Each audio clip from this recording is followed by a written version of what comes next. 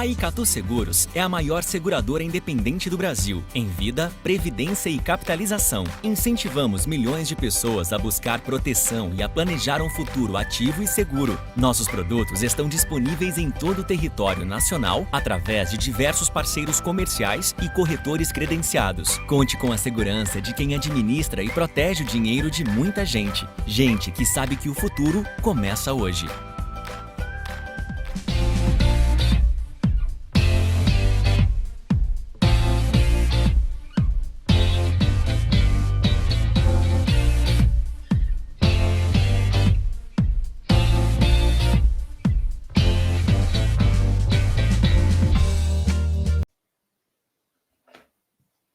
Olá, senhoras e senhores, aqui Diego Casagrande, falando direto dos Estados Unidos, de Orlando, na Flórida, em mais uma live com vocês, aqui no meu canal.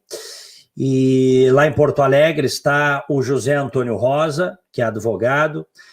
No Texas, em Houston, aqui nos Estados Unidos, está o Rodrigo de Ben Nunes, que é administrador de negócios internacionais, ligado ao ramo de petróleo, e dois brasileiros, assim como eu, muito conectados ao Brasil e às coisas que acontecem no nosso amado país. E as coisas não são boas, né? As coisas não são boas, as coisas que vêm acontecendo. Ontem, essa decisão do Supremo Tribunal Federal nos faz temer, esta é a verdade, temer pelo futuro do país na sua institucionalidade, nos seus valores, na sua justiça, na capacidade do país de fazer a justiça efetivamente, porque o que aconteceu ontem, a decisão do Supremo Tribunal Federal, na sua segunda turma, com o Gilmar Mendes babando de ódio contra o Sérgio Moro e contra os membros da Lava Jato, é algo que realmente é de uma estupidez, assim, foi uma coisa vergonhosa o que nós vimos. Mas eles têm o poder, né? Eles têm a caneta, eles tomam as decisões e o país tem de seguir.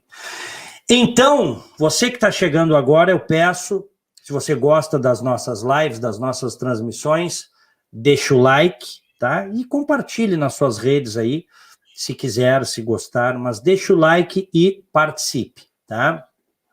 Como sempre eu digo, eu procuro que as lives tenham nível. Então, se alguém baixar um nível no chat, é bloque direto, tá? Participa, concorda, discorda com o nível. Se baixar o nível, é bloco, é como tem que ser no mundo civilizado, né? É como tem que ser. José Antônio Rosa, boa noite, prazer te encontrar. Boa noite, Diego. Boa noite, Rodrigo. Boa noite a todos os internautas. Novamente, Diego, uma grande satisfação, uma grande alegria poder participar de uma live contigo, com o Rodrigo. E especial, né, Diego, a gente poder partilhar com os teus internautas, com os ouvintes, os telespectadores, a oportunidade que nós temos aqui de conversar. Aliás, é uma oportunidade, Diego, que dá para o cidadão comum poder discutir as questões do país, do Brasil, né, e isso tu vem fazendo há muito tempo. Talvez tu seja um dos poucos jornalistas que tem essa visão e essa sensibilidade. Obrigado, Rosa. De poder escutar o cidadão comum sobre as coisas importantes e que define muito a vida do país, também as nossas. Obrigado. Rodrigo de Ben Nunes, boa noite, bem-vindo. Boa noite ao José também, boa noite, Diego, a todo mundo que está nos assistindo, boa noite. Não exatamente é um momento feliz, vamos dizer assim, um momento que nos inspira a positividade, por assim dizer, mas não deixa de ser uma satisfação estar aqui e poder dar a nossa perspectiva sobre os fatos e também fazendo alusão ao que o Zé falou, é salutar aí, Diego, que esse meio democrático aí que tu estabelece aí para que não só apenas um lado ou uma versão possa ser colocada, mas a gente possa estabelecer uma crítica aí do que está acontecendo. Valeu, obrigado. Rosa, vamos direto ao ponto, tá? O que foi que aconteceu ontem, lá na segunda turma do STF? O que foi aquilo? Que foi o Gilmar Mendes chorando pelo Cristiano Zanin, pelo advogado do Lula, chorando, literalmente, né? O que foi a mudança de voto da Carmen Lúcia, que tinha uma linha, tinha um voto, e do nada muda. Não venha me dizer que foi por causa daquele lixo, daquelas mensais, que sequer certificadas foram. Ninguém admitiu que aquelas mensagens eram verdadeiras. E eu tenho absoluta convicção que aquilo foi mexido também. Aquilo passou até pela Manuela Dávila, passou por um monte de gente, pelo Glenn Greenwald, por um monte de gente até chegar à Polícia Federal. Então, que história é essa? De usar aquilo, conversas de juízes, do juiz com os procuradores, para validar uma decisão vergonhosa como essa? Dá a tua opinião aí, Rosa. Escrevesse, aliás, o Zé Antônio Rosa escreveu um artigo hoje, simplesmente espetacular, lembrando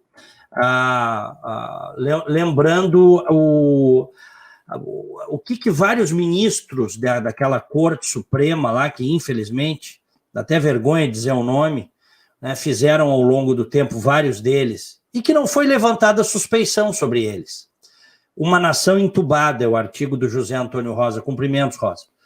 Obrigado, Diego. Bom, Diego, o que aconteceu ontem lá, eu diria que não espanta mais a sociedade, o povo brasileiro. Não espanta mais. O que aconteceu ontem foi exatamente o que vem acontecendo há muito tempo no Brasil. Aquilo ali é o Brasil. Hoje, com as redes sociais, com a própria internet, as coisas estão mais estampadas, mais visíveis, mais evidentes, mais claras. Tá?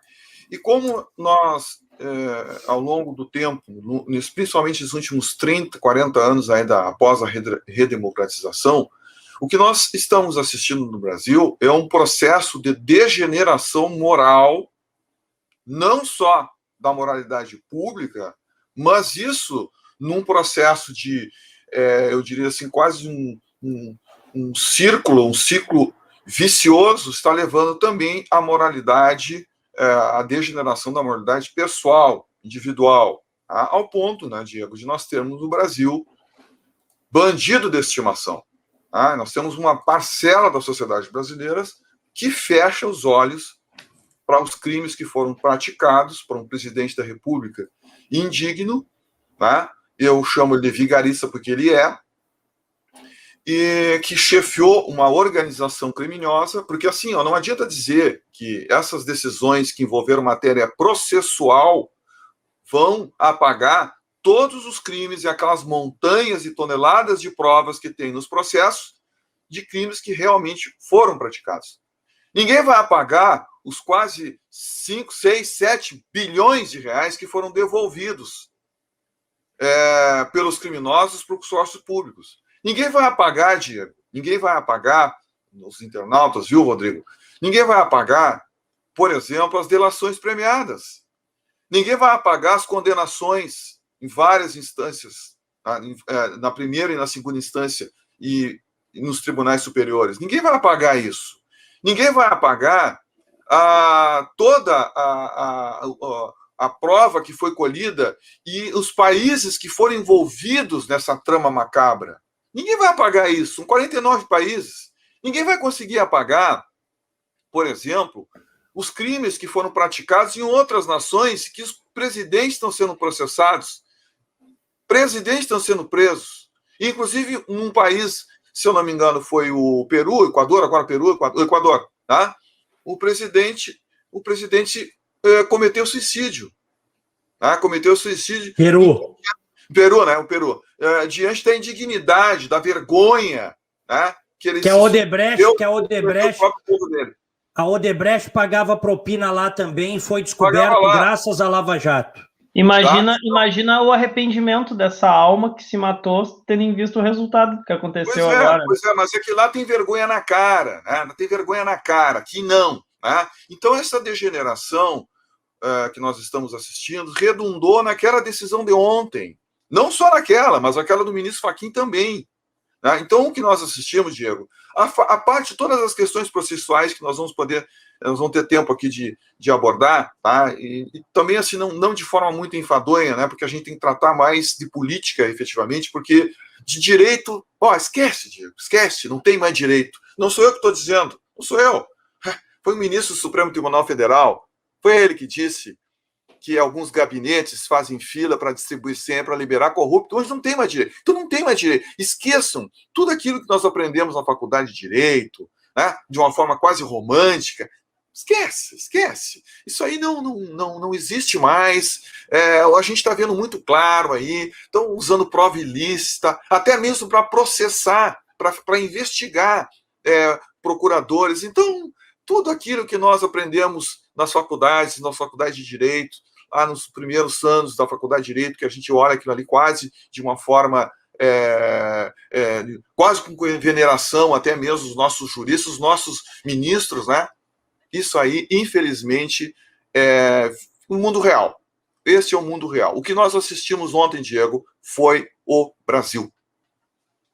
Olha, um abraço para Fabiana Grossi. Boa noite, amigos. O Brasil é grande teatro com alternância de papéis de vilão e mocinho, que dilui a indignação e confunde os menos avisados.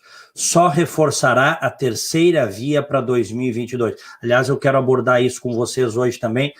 Tem pesquisa mostrando aí que quase 40% das pessoas não querem nem Lula, nem Bolsonaro em 2022.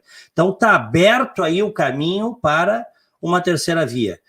Obrigado, Fabiana. A gente pode abordar isso em seguida. Rodrigo de Bem Nunes, aí no Texas. O que é que, na tua opinião, aconteceu ontem lá na, Deus que me perdoe, Suprema Corte Brasileira?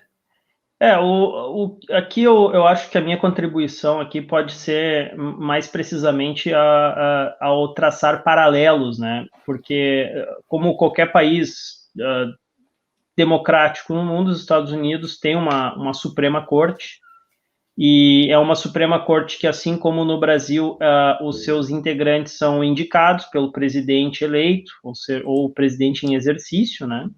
E existe uma liturgia muito respeitada no que diz respeito a, inclusive, o posicionamento destes juízes perante casos ou questões que são polêmicas. O que eu quero dizer com isso? É muito raro tu encontrar um juiz da Suprema Corte dos Estados Unidos dando entrevista.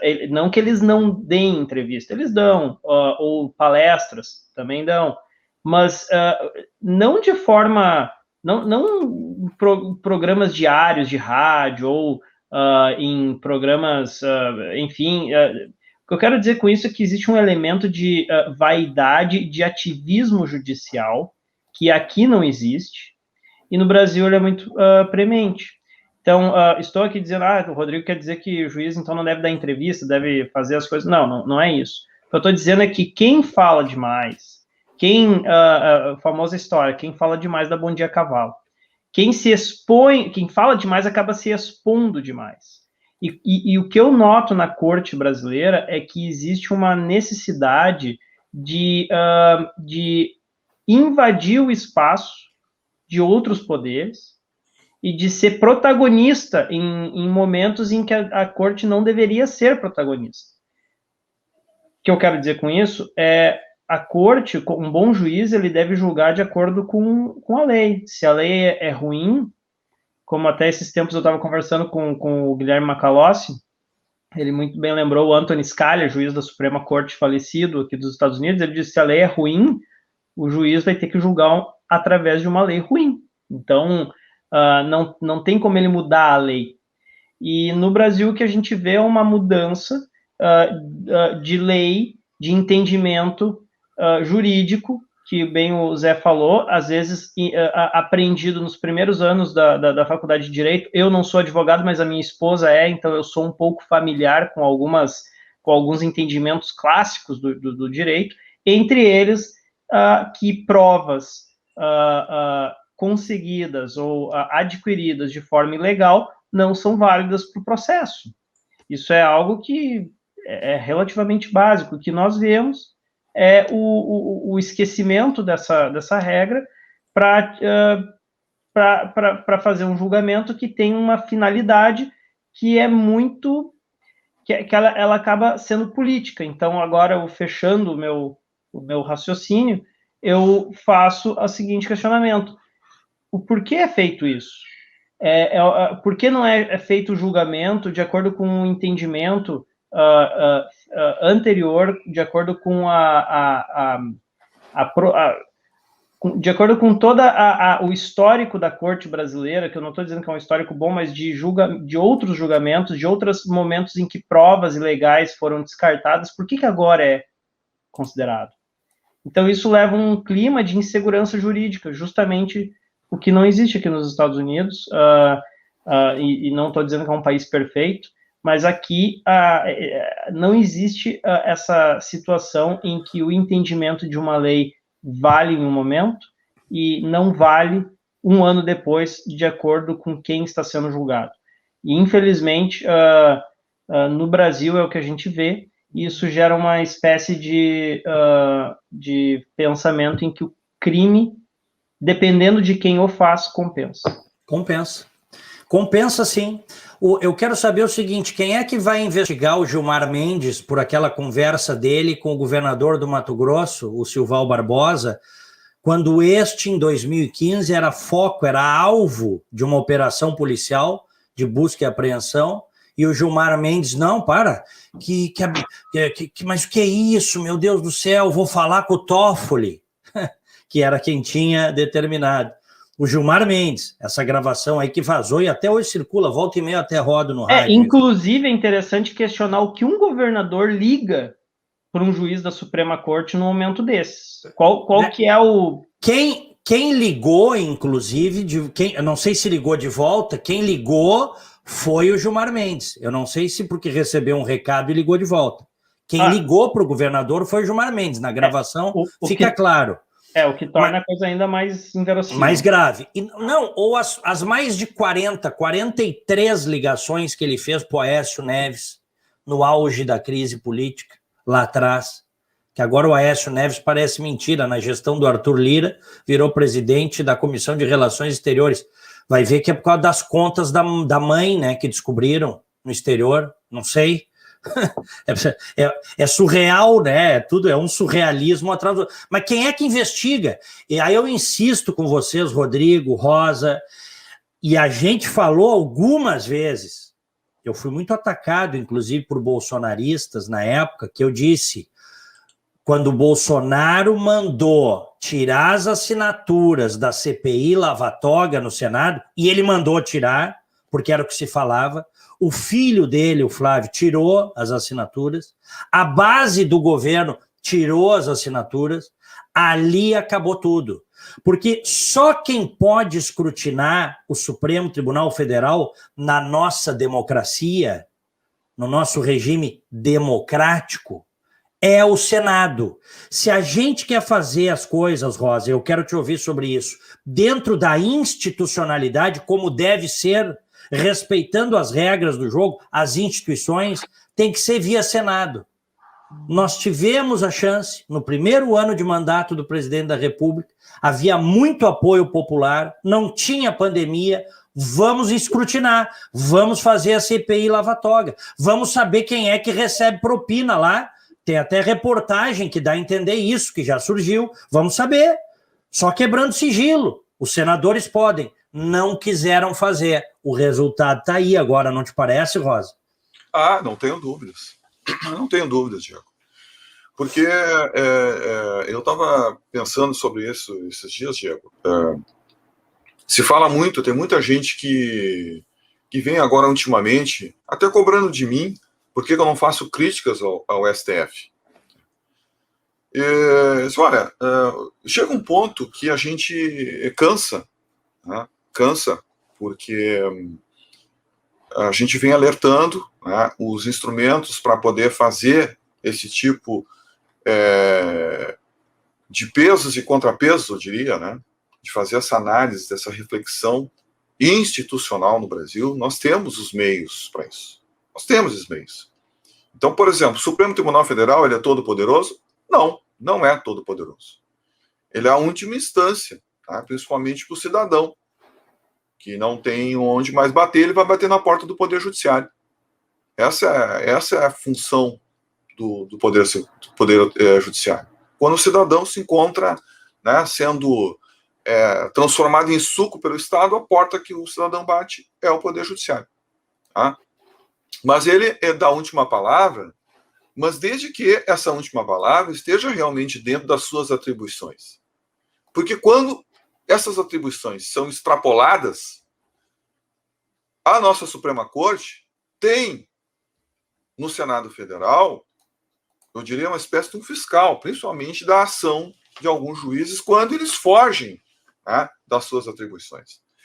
E qual é o parâmetro para isso? A própria lei, a própria Constituição. Esse é o parâmetro. O Supremo também, o Senado também não vai fugir a essa regra. Tá? Agora, o que nós temos assistido, a gente tem assistido no Brasil nos últimos tempos? Os últimos tempos do Brasil vem mostrando um total desarranjo institucional, né, uma anomalia, principalmente no Supremo Tribunal Federal, que assumiu o papel dos dois poderes. Tá? O Supremo Tribunal Federal hoje intervém até mesmo na escolha do presidente da República no ministro. Quando ele vai escolher, o Supremo intervém. Se é da atribuição do presidente da República escolher o seu grupo de trabalho, o Supremo Tribunal Federal tem feito uma intervenção, fez uma intervenção nesse sentido. Tá?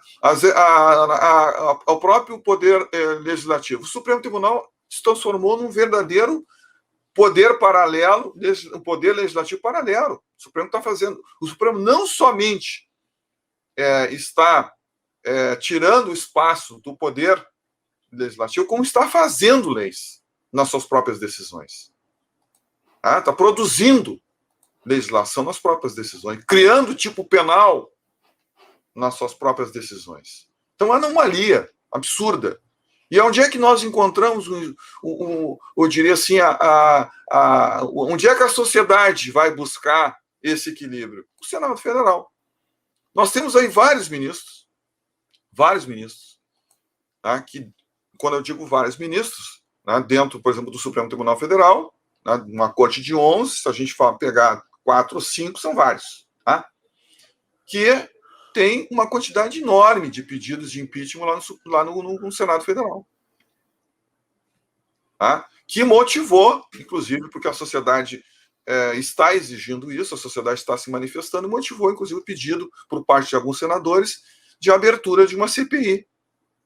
Uma CPI que tinha por objetivo não só fazer uma investigação sobre o Poder Judiciário, até buscando uma forma de, eu diria assim, aperfeiçoar a instituição diante da anomalia que foi criada, mas fundamentalmente para olhar para as decisões do Supremo Tribunal Federal, dessa anomalia que se criou dentro do Supremo Tribunal Federal nesse ativismo judicial.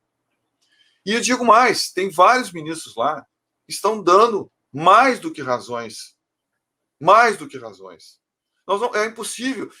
Olha só, nós temos um ministro do Supremo Tribunal Federal, e eu não canso de repetir, e eu não canso de repetir porque, para mim, isso é gravíssimo dentro do Estado de Direito. Isso é gravíssimo. Isso atinge mortalmente a democracia. Um ministro do Supremo Tribunal Federal deu uma entrevista para um jornal, para uma jornalista importante, de um jornal de grande circulação nacional, e ele não mediu as palavras. Ele disse que tinha, até ele usou no singular a expressão, tem gabinete. E aí a jornalista redarguiu ele e disse o seguinte: mas, ministro, o senhor está generalizando, né? Será? Ou seja, ela se espantou com a afirmação dele, e aí ele veio no plural. Tem gabinetes no Supremo Tribunal Federal que fazem fila para distribuir senha, onde não existe mais direito e se trata apenas de uma ação entre amigos. Mas isso é gravíssimo, pessoal. Isso passou em branco, passou batido, virou rodapé de jornais, virou rodapé de comentários. Isso aí era para parar o país. É verdade. Uma nação decente neste planeta iria parar o país para investigar a fundo, até mesmo porque o ministro, se ele tem conhecimento da prática de um crime, ele teria a obrigação legal e moral de denunciar. Quem falou foi o ministro Barroso. Ministro Barroso. E depois, dias depois, ele meio que passou pano, não foi bem assim, mas disse. Não, mas Diego, ele não passou pano. A declaração dele foi para salvar a instituição, mas ele não retirou uma única vírgula. Em outra oportunidade também, ele disse para o mesmo jornal, ele disse numa entrevista no mesmo jornal, que no Supremo Tribunal Federal nem todos os ministros estavam empenhados em combater a corrupção. Ele repetiu. E, Diego, isso passa com a maior tranquilidade, Diego. Porque corrupção, Diego, é dinheiro do pagador de impostos, do mendigo, Diego, porque até mendigo paga imposto nesse país, Diego. É do empresário que quebrou, Diego. Do empresário que quebrou, que colocou a sua família em situação difícil. Do empregado, Diego, que está lá vivendo na dificuldade, no desempregado. Então, hoje nós temos aí 14 milhões de desempregados. Se somarmos com subempregados, nós chegamos aí talvez a quase 40 milhões de pessoas, e mais os desalentados, Diego. Toda essa massa de gente, Diego, sofrida, paga impostos. E aí, Diego, nós assistimos espantados, embasbacados, humilhados. Essa vergonheira, essa safadeza que estão fazendo com o povo brasileiro, às escancaras, sem nenhum critério moral, sem nenhuma vergonha. E aí, Diego, vem me falar isso aí é direito. Olha, Diego, isso aí é romance e barato. Eu digo que é romance barato, Diego. É triste eu dizer isso porque eu sou um lidador, eu sou um advogado, Diego. Mas é triste dizer isso porque a gente está assistindo, Diego. E nós, e eu sou advogado, e os advogados, nós ficamos sabendo ao longo da nossa vida profissional uma quantidade de situações, Diego, que se a sociedade soubesse, Diego, se iria bater nessa porta. Eu vou dizer, chega aos tribunais superiores. Vou dizer uma coisa para vocês, quero ouvir o Rodrigo também. Eu estava conversando com a Luciane, com a minha mulher hoje à tarde, vendo as notícias do Brasil e tal. Os Estados Unidos criam, né? Os Estados Unidos são o país que há mais de 200 anos, há mais de 2 séculos, é o país que criou, né, o desenho do Estado constitucional moderno. Em regra, os Estados Unidos é a locomotiva disso, tá? Assim como lá atrás foi Roma, há 2000 anos, né? A gente até hoje usa o desenho do Estado que se tem, começa a ser desenhado lá na Roma Antiga. Né? Hoje, o mundo todo, em grande parte, as democracias liberais, se valeram e se valem do desenho constitucional americano, com adaptações regionais. Mas essa coisa de ter um regime presidencialista e uma Suprema Corte que é escolhida pelo Congresso, isso é uma invenção americana, tá? Que deu certo aqui. Uns dizem que isso é porque o nível moral aqui é mais elevado, outros dizem que é porque os pretendentes ao cargo de juiz da Suprema Corte americana, eles são tão escrutinados que não tem como escolher mal desde sempre. O fato é que o mundo copiou, de maneira geral, esse modelo americano de Suprema Corte. E nós copiamos também. E eu acho que o nosso modelo está errado. Eu hoje acho, com toda a sinceridade, que a Corte Constitucional tem que ser feita por magistrados de carreira. É o que eu acho. Eu acho que o Brasil não tem nível moral para alguém que é um pretendente a ser um julgador de uma Corte Suprema bater na porta de político pedindo voto. O Brasil não comporta isso, gente, porque a conta vem, a fatura vem. Isso funciona. É a minha opinião só, eu sei que tem gente que vai divergir. Isso funciona em países com um elevado padrão moral. Corte Constitucional da Alemanha, Inglaterra, que nem tem Constituição, por sinal, né? Inglaterra não tem, né? Uma Constituição escrita. Mas França, que estão à frente do Brasil, muito à frente. Nós copiamos o modelo americano, mas nós somos brasileiros, latinos, com uma tradição de corromper até o guarda de trânsito. Não todos são corruptos e corrompedores, mas você tem uma média histórica, um extrato social que é baseado na corrupção. Então, como é que se cria uma Suprema Corte onde os pretendentes têm que pedir voto para chegar lá? Há uma banda corrupta, porque a política brasileira é corrupta. Não tem como dar certo. Enfim, essa é só a minha opinião. É interessante que a Corte Brasileira, em função dessa metodologia de escolha, ela tem entre seus integrantes alguém que nunca foi juiz, né? É verdade. É verdade. O senhor Dias Toffoli, com data máxima vênia, ele nunca foi juiz. A primeira vez que ele foi juiz foi para ser juiz da primeira. Rodou 2 vezes no concurso de juiz. E o Gilmar Mendes, que hoje está fazendo isso tudo que o Brasil está vendo estarrecido, entrou, era advogado do PSDB, pô. Entrou pelo ninho tucano. Foi homem de confiança do governo FHC. Exato. E por sua vez, o Dias Toffoli foi o homem de confiança do PT, foi advogado do PT, inclusive. Do Dirceu. Exato. Mas com o agravante de que nunca foi juiz. Esse que eu acho mais interessante, sabe? Eu vejo essa situação, Diego. Eu não vejo problemas nisso, tá? Nesse sistema. Não vejo. Eu acho que dá para aperfeiçoar o sistema. Mas eu acho que o problema, ele antecede a isso. Eu acho que o que eu vejo é que... Fala mais perto da câmera, Rosa, por gentileza. É que essas nações aí que vocês citaram são nações que têm uma cultura institucional. As instituições são respeitadas pelos cidadãos porque essas instituições, elas representam efetivamente esses cidadãos. Tá? Quando a gente olha, por exemplo, o Brasil não tem essa tradição.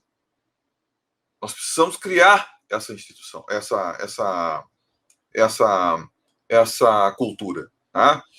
E, para isso, eu acho que seria necessário a gente fazer uma reforma institucional no Brasil. E essa reforma institucional no Brasil iria contribuir muito para que a gente pudesse, ao longo do tempo, criar essa cultura institucional. Hoje nós temos 3 poderes, tá? Mas talvez nós tivéssemos que ter mais poderes. Que, de certa forma, os Estados Unidos têm. Porque o presidente dos Estados Unidos, ele não é um presidente como a gente conhece no Brasil. Tá? O presidente dos Estados Unidos, ele é um chefe de Estado. Porque quem manda nos Estados Unidos são os governadores. Então nós teríamos nos Estados Unidos 4 poderes. 4 poderes. Um poder que fica com o chefe de Estado, que é o presidente dos Estados Unidos. Um poder que é, eu diria assim, exercido quase no aspecto de comandar o país, né, cada Estado, né, como funciona uma federação. Rosa, o parlamento e a Corte Suprema Americana. Né? Só um parênteses, teu áudio ficou ruim agora. Tá ruim para ti também, Rodrigo, o áudio do Rosa? Sim. Então eu vou sair aqui e vou colocar o fone, tá? Tá, vamos fazer isso. Vai daí, Rodrigo. Não, o que eu entendo o que o Rosa fala, mas aí eu vou ter uma pequena discordância, porque o que acontece nessa reforma que ele coloca é que é uma mudança muito profunda de entendimento de coisas extremamente elementares, né? Inclusive o Pacto Federativo, que ele faz questão que seria um 4º poder nos Estados Unidos, o poder estadual, é um entendimento de pacto federativo absolutamente diferente do Brasil, onde o poder ele é mais forte, por assim dizer, numa escala stricto sensu, né, numa escala mais, vamos lá, municipal. Depois vai o poder, ou os condados, né, depois os estados e numa última instância, digamos assim, a federação, o país, né? O nome se chama Estados Unidos, ou seja, o poder é basicamente uma união de poderes em que cada aspecto regional, cultural, ele é respeitado, né? E no Brasil, nós não temos isso aí. O poder, ele começa centralizado por Brasília, vai para os estados, depois os municípios. E para mudar isso aí, além dessa mudança de conceito, que seria algo, um trabalho de muito tempo, um amadurecimento muito grande que seria necessário, não apenas isso, existe um flagrante conflito de interesse de que Brasília deveria ter menos poder, e o poder deveria ser mais, digamos assim, os municípios e os estados deveriam ter uma autonomia maior, né? E qual que é o interesse de quem está em Brasília para fazer isso aí, né? Eu me lembro que até o mote do Bolsonaro na campanha dele era mais Brasil, menos Brasília. Né? Exato, era, né? Mas qual foi a mudança concreta que houve nesse aspecto, né? Nenhuma. Alguém vai dizer assim, por causa do Supremo. Aí existe uma importante questão a gente ser levantada. Qual proposta, então, foi enviada ao Supremo para mudar esse pacto federativo? Para dar mais poder aos municípios ou aos estados, né? Nenhum também. Então, o fato é que, infelizmente, esse entendimento de pacto federativo que existe no Brasil, onde o poder é centralizado, ele é muito enraizado, né, desde os primórdios da civilização brasileira, por assim dizer, e aqui nos Estados Unidos o entendimento ele é justamente o oposto disso. Então, Zé, eu estava falando dessa questão da proposta que tu comenta, de uma reforma, né, institucional. Não que eu discorde, mas eu tenho um entendimento de que isso é o que a gente chama aqui de wishful thinking, né, que seria um sonho bom, assim, de ter. Pensamento mágico. Mas é muito complicado porque o Pacto Federativo Brasileiro, ele tem um entendimento muito diferente dos Estados Unidos, e as pessoas que deveriam fazer essa mudança, dando mais autonomia aos estados, aos municípios, são aquelas que são mais interessadas no poder. Não, eu concordo, mas o que eu digo é o seguinte, essa é um processo, né? Não parte de cima para baixo, não parte. O Pacto Federativo, ou uma reforma institucional no Brasil, vai ser a oportunidade do Brasil se constituir realmente como uma nação, né? Como se constituiu os Estados Unidos. As instituições dos Estados Unidos foram construídas a partir de baixo. Né? Sim, mas e como fazer isso sem criar uma ruptura? Não precisa ruptura. Eu entendo que não há necessidade de ruptura. Tá? Eu acho que, assim como os Estados Unidos começaram a constituir as suas instituições a partir de um evento que foi a sua independência, em que congregaram ali os esforços do povo inteiro, né, pela liberdade, nós podemos agora, diante das constantes derrotas que nós estamos sofrendo na política, na economia, na questão social, é preciso, em algum momento, nós entendermos que a sociedade precisa entender que precisa se libertar. Mas, Zé, olha só, eu entendo o que tu está dizendo, mas a gente tem que lembrar que no processo americano, embora esse sentimento foi de baixo para cima, eu concordo, essa revolução, essa independência, que foi uma ruptura com não necessariamente ruim, foi algo que deu independência para os Estados Unidos. O que eu estou colocando é que, embora houve esse sentimento, os pais fundadores dos Estados Unidos, ou seja, a nata intelectual da época, ela forjou esse desenho que o Diogo falou, de desenho institucional americano, né? Então, por mais que esse sentimento se aflorou pela base, foi necessário que a nata intelectual de um país se reunisse, desenhasse isso, e eu nesse sentido que eu coloco. Mas eu fico pensando...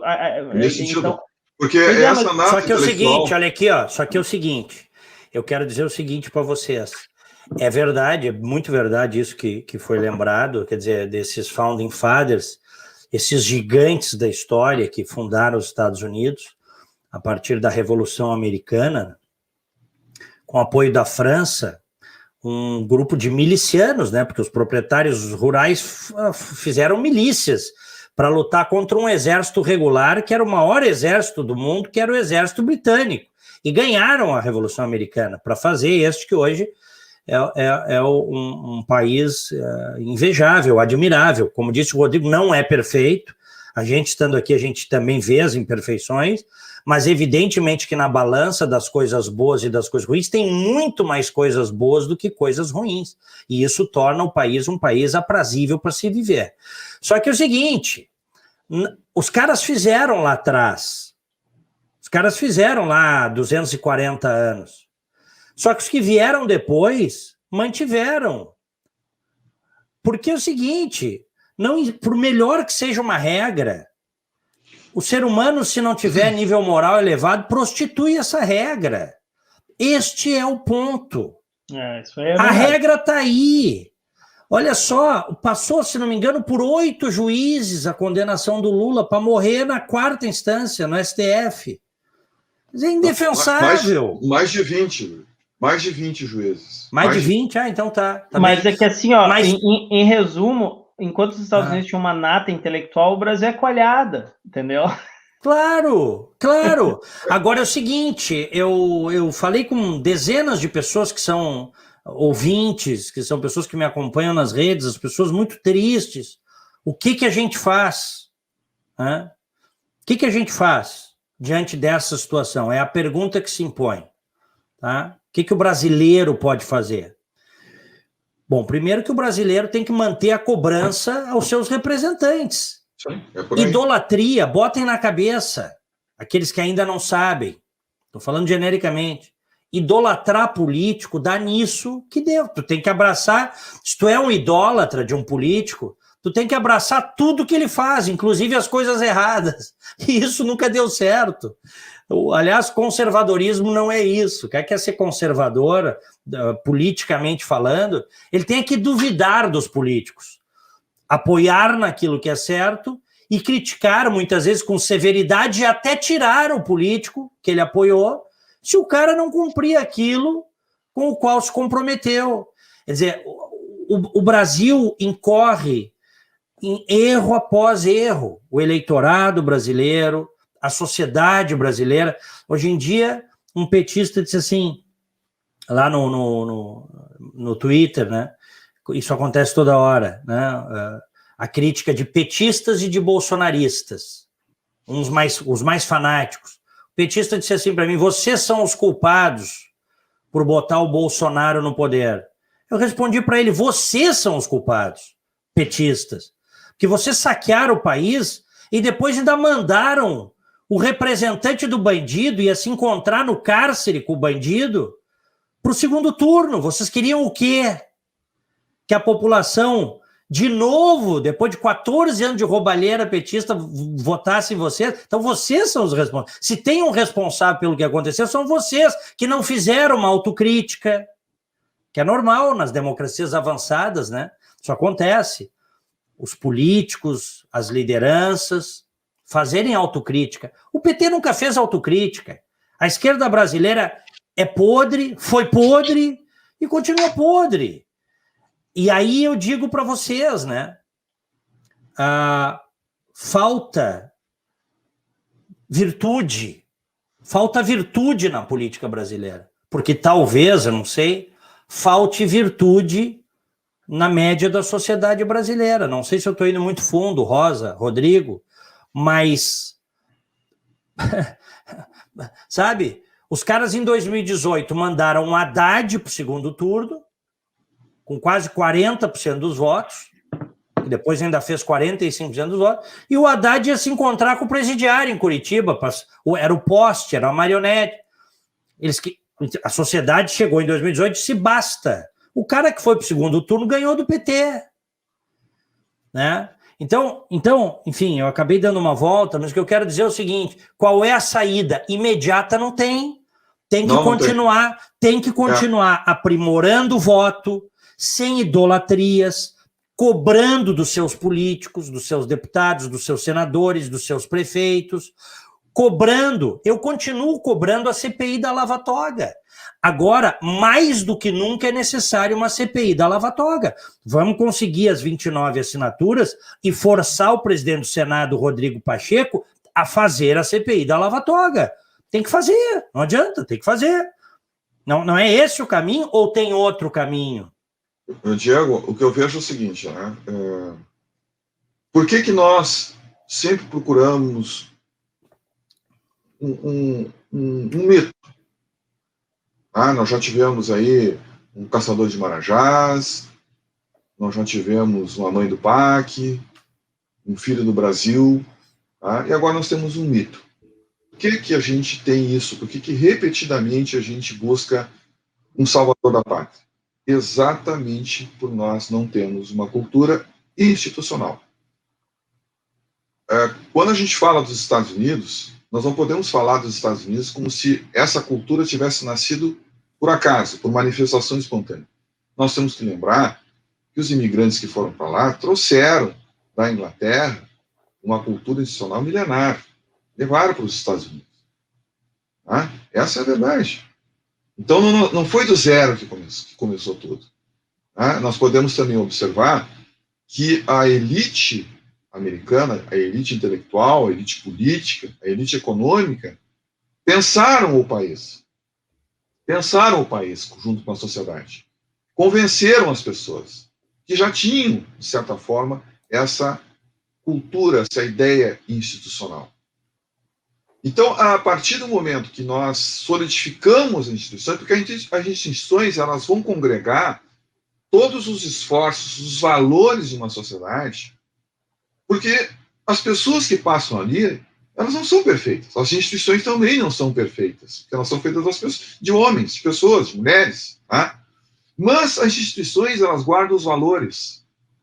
Elas guardam os valores daquela sociedade. Elas guardam os objetivos daquela sociedade. Elas guardam os anseios, elas guardam aquilo que a sociedade escolheu ser. E a gente precisa ter esse amor, esse apego institucional, para a gente prezar ela. Porque a partir daí a gente vai perceber o seguinte: as instituições elas exercem também um papel pedagógico. Eu sempre digo o seguinte, que as instituições elas promovem os bons e inibem os maus. A gente pode, como eu disse, nem sempre a gente vai ter bons políticos, bons governantes, mas se nós tivermos boas instituições sólidas, elas inibem eles e num processo pedagógico faz com que eles também atendam aquilo que as instituições, que aquela sociedade tem para ela como bom. Rosa, parênteses aqui, estou lendo agora de noite essa informação que a revista Piauí trouxe. Os milionários da área de transporte de Minas Gerais, tá? Compraram vacina da Pfizer e se vacinaram, estão se vacinando todos antes, o que é contra a lei no Brasil, porque a lei no Brasil proíbe isso, certo? Não pode. As vacinas têm que ser de uso exclusivo do Sistema Único de Saúde. É certo ou errado, não importa, aprovaram uma lei que diz isso, ninguém pode furar fila. Aí eu estou vendo aqui a reportagem de agora de noite, isso aí certamente vai dar o que falar amanhã. Grandes empresários, incluindo aí o Clésio Andrade, ex-presidente da CNT, Confederação Nacional do Transporte, foi um dos agraciados com a vacina, entre outros tantos. É brincadeira, cara. Tu viola a lei em todas as instâncias. Mas, Diego, é exatamente o que nós estamos falando agora. A partir do momento que a elite brasileira, membros da elite brasileira, e quando eu falo elite, eu não quero colocar a questão assim de forma pejorativa, porque nós também temos pessoas na elite brasileira que são pessoas pobres, que são pessoas que têm uma representatividade social muito grande. São líderes sociais. Nós temos vários no Brasil. Mas quando eu falo na elite, é exatamente isso que eu coloco, quando essa elite não consegue olhar para o seu cidadão, para o seu irmão, e ver nele um semelhante. Quando essa elite se distancia não somente da realidade, mas também das pessoas. Da realidade das pessoas, mas das pessoas. Quando o cara tenta se proteger comprando uma vacina, e sabendo que o seu empregado, por exemplo, está desprotegido, o seu vizinho está desprotegido, o seu familiar, às vezes, está desprotegido. Então, a gente vê que é uma espécie de guerra hobbesiana de todos contra todos. Nesse sentido que eu coloco a necessidade de um pacto, né, de moralidade nacional, de consciência nacional, para a gente poder mudar esse país. Tu falaste, Diego, que nós cometemos erros sobre erros. E é verdade. Eu já tenho dito o seguinte, que o Brasil é a soma de todos os seus erros. Né? E também que se comete tantos erros ao longo da história que eles deixam de ser erros, passam a ser decisões. É nesse sentido que a gente tem que começar a olhar. A crítica e a autocrítica que tu colocas, Diego, né? Não se faz realmente no Brasil. E agora a gente está vendo a seguinte situação. Algumas pessoas me dizem o seguinte: não, tu não pode fazer essa crítica que tu está fazendo com o Bolsonaro, porque senão tu alimenta as expectativas, tu alimenta e fortalece a esquerda. Tem que ficar quieto, então, é isso? Tem que ficar quieto, tem que ficar quieto. Aí eu pergunto para eles o seguinte: mas o que aconteceu agora nesses últimos anos de governos do PT? Não foi o silêncio? Não foi o silêncio? Poucos falaram, poucos levantaram a voz, e tu, Diego, foi uma dessas vozes que se levantou quanto àquele estado de coisas, né? E que depois que estourou a bomba, tarde demais, né, é que as pessoas se deram conta da besteira que fizeram e do desastre que nós nos tornamos. Né? Então, assim, aí eu fico imaginando o seguinte: aqueles petistas, né, se tem, e eu acredito que possa ter, que tem um pouco mais de consciência, mas ficaram em silêncio, então foram coniventes também, mas se esses petistas tivessem levantado a voz diante, lá no caso lá do Mensalão, quando o Lula foi em cadeia nacional dizer que o PT precisava fazer uma meia-culpa, precisava pedir desculpas para a sociedade, se naquele momento lá os petistas que tivessem dignidade tivessem levantado a voz e bradado contra aqueles escalados, será que nós estaríamos nessa situação hoje? Não estaríamos. Eu tenho certeza que não.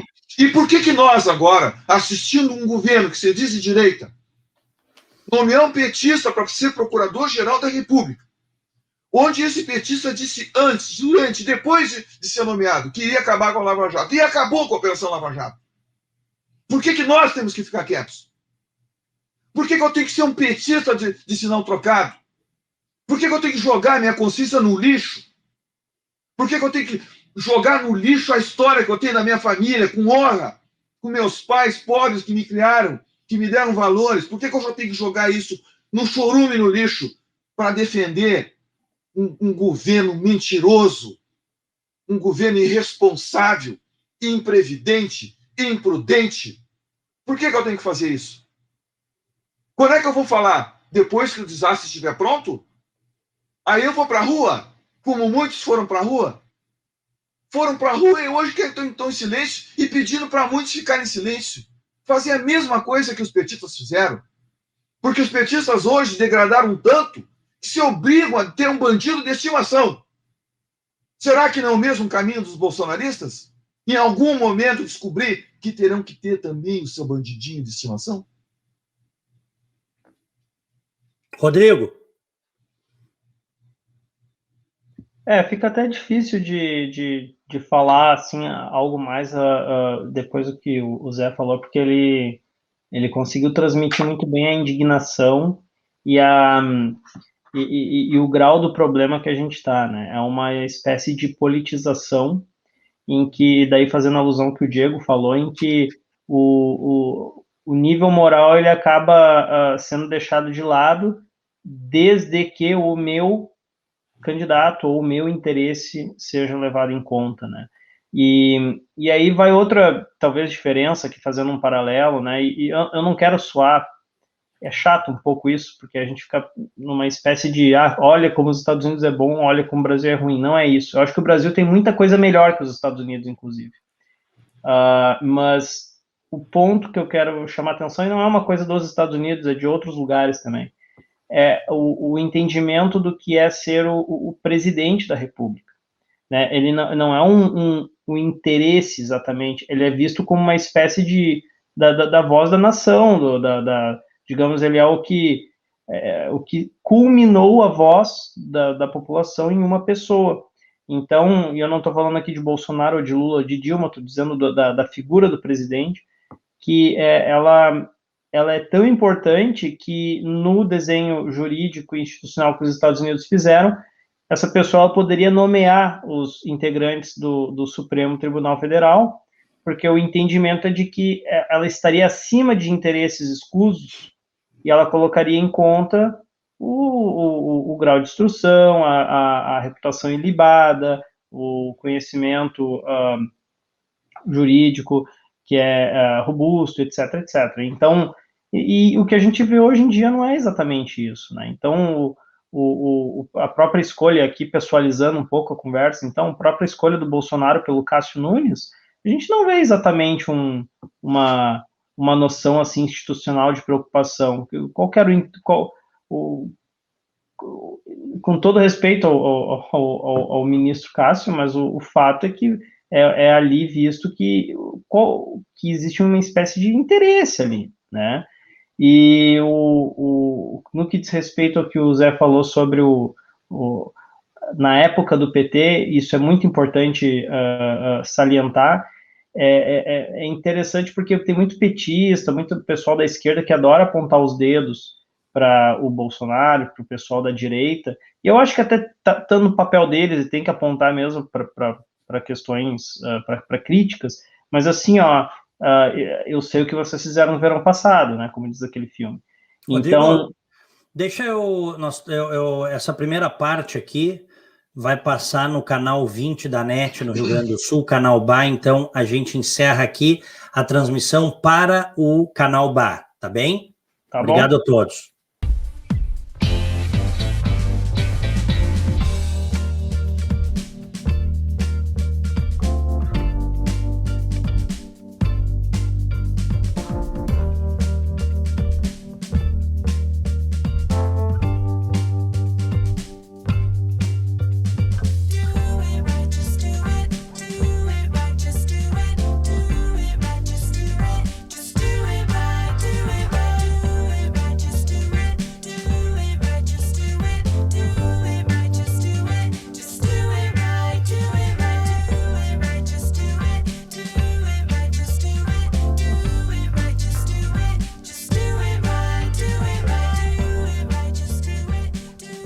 A Icatu Seguros é a maior seguradora independente do Brasil, em vida, previdência e capitalização. Incentivamos milhões de pessoas a buscar proteção e a planejar um futuro ativo e seguro. Nossos produtos estão disponíveis em todo o território nacional através de diversos parceiros comerciais e corretores credenciados. Conte com a segurança de quem administra e protege o dinheiro de muita gente. Gente que sabe que o futuro começa hoje.